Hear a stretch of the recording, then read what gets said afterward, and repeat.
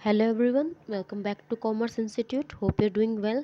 सो learners, आज का हमारा टॉपिक है रीसेंट ट्रेंड इन रिक्रूटमेंट, यानी कि रिक्रूटमेंट करने के लिए आजकल किन किन टेक्निक्स का यूज़ किया जाता है।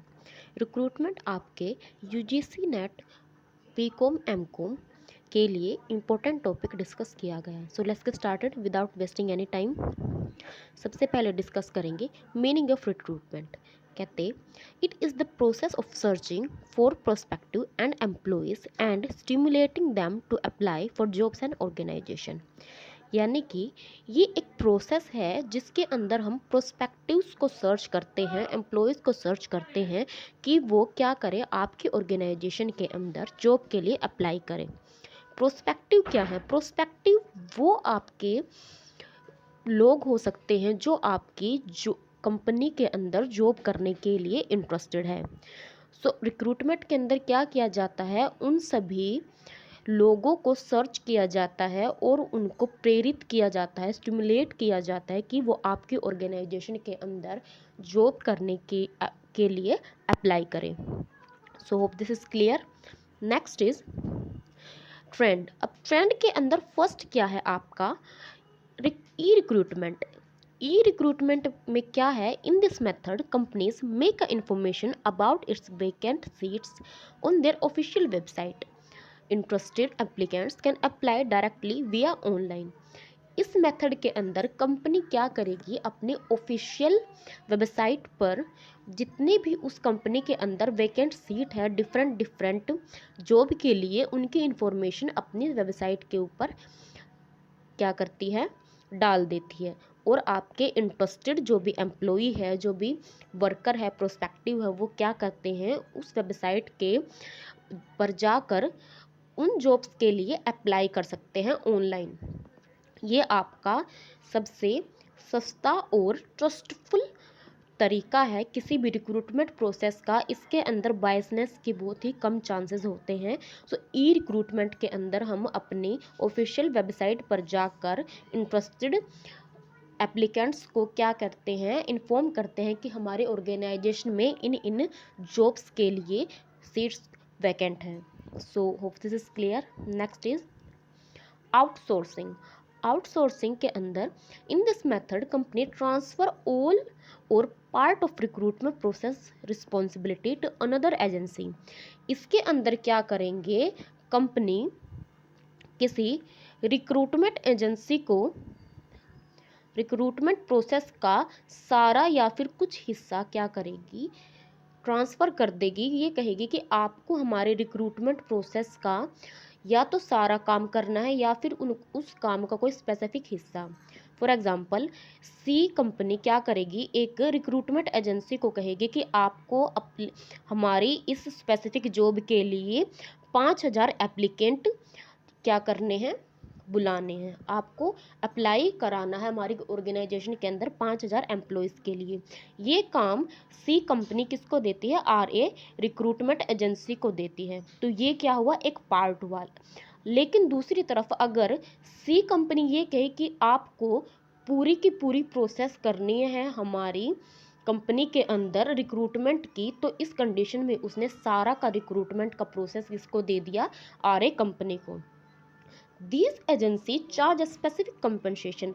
अब आर ए कंपनी फ्री में तो ऑर्गेनाइजेशन या फिर कंपनी के लिए काम नहीं करेगी, उसके लिए वो क्या करेगी, कोई स्पेसिफिक अमाउंट को चार्ज करती है।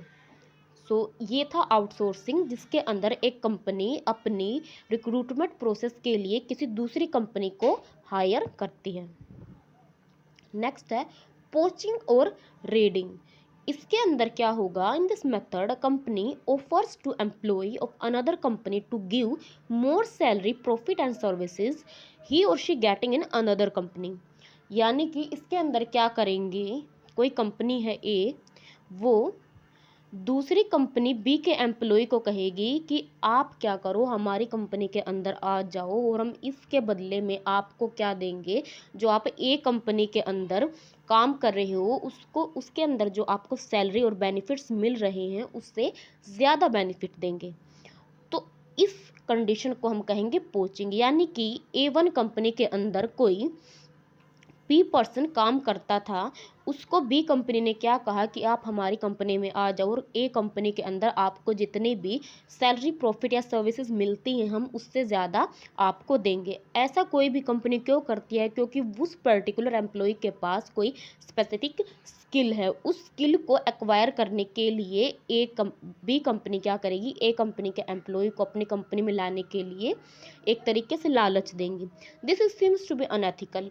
ऑफ कोर्स ये क्या है? अनएथिकल सीम्स किया जाता है, क्योंकि इस तरह से किसी भी कंपनी के एम्प्लॉय को अपनी कंपनी में बुलाना क्या है? अनएथिकल होता है। So this is clear. Next is boomeranging. Boomeranging के अंदर क्या होगा कि in this method company take back employ to have a specific knowledge and skill which leave company in past because of some good offer by another company. इसके अंदर क्या होगा? इसके अंदर भी क्या करेंगे? दो कंपनी का रिलेशनशिप है। ए कंपनी के अंदर कोई एम्प्लॉय काम कर रहा है बी, और बी कंपनी क्या करेगी? उसको कहेगी कि आप हमारी कंपनी के अंदर वापस आ जाओ। लेकिन आपकी पोचिंग और वूमरेंजिंग के अंदर डिफरेंस क्या है कि आपका पी एम्प्लॉय पास्ट में किस कंपनी के अंदर काम करता था? बी कंपनी के अंदर। उसको काम करते वक्त क्या लगा कि ए कंपनी क्या कर रही है, मुझे बी कंपनी से ज़्यादा अच्छी क्वालिटी के सर्विसेज दे रही हैं, तो वो किसके अंदर चला गया? ए कंपनी के अंदर चला गया, बी कंपनी को छोड़कर। तो इस कंडीशन में क्या होगा कि आपकी बी कंपनी उसको कहेगी बाद में कि आप क्या करो, हम आपको जैसा आप चाहो उस कंडीशन में आपको सैलरी या सर्विसेज देंगे, आप हमारी कंपनी में वापस आ जाओ। तो पोचिंग और वूमरेंजिंग के अंदर डिफरेंस क्या है? पोचिंग के अंदर जो आपका एम्प्लॉय है वो पहले प्रीवियस कंपनी में काम नहीं करता होता, लेकिन वूमरेंजिंग में क्या करता है? वो प्रीवियस कंपनी के अंदर काम कर रहा होता है। So this is the difference between poaching and boomeranging. Hope इन दोनों का मीनिंग ऑफ डिफरेंस आपको क्लियर हो गया होगा।